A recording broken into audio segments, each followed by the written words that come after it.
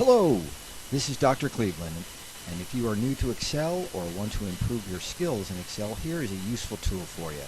This website here is provided by Goodwill Industries. You might recognize their logo here. They're a very large nonprofit that is a leading provider of job readiness skills. They have very high quality instruction on this site, and I'm fairly confident that this site will be around for some while. I've used it for several years, but since it's a free resource, you're never sure if it's going to be around forever. But you're also free to use this resource and welcome others to use it to improve their skills with various different types of software. In this case, we're going to look at Microsoft Excel. So there's two primary ways in the way the website is set up at this point, and we never know if the Goodwill is going to change the way it's set up. First is through this technology link here. And what you can do is you can find here under the Office link, you have a link to Excel.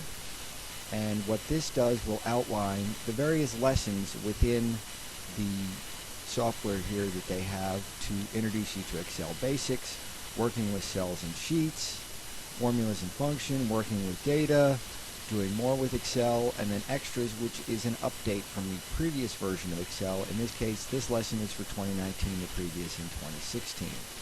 So the other way that we can get to the lessons for Excel is we click on this link here to all topics, and this gives you basically a map to all the different lessons that they offer in this entire software. And here we have the lessons for Excel, and I'm just going to click on Excel 2013. And as I scroll down, you'll see that they have Office Basics, Excel Basics, Formulas, Functions, Working with Data, Doing More with Excel, these advanced skills, and then extras, the updates from the previous version. So I'm going to just click on lesson number 8, modifying columns, rows, and cells, as an example of one of the lessons that they have here, which is a model for all the lessons that they provide.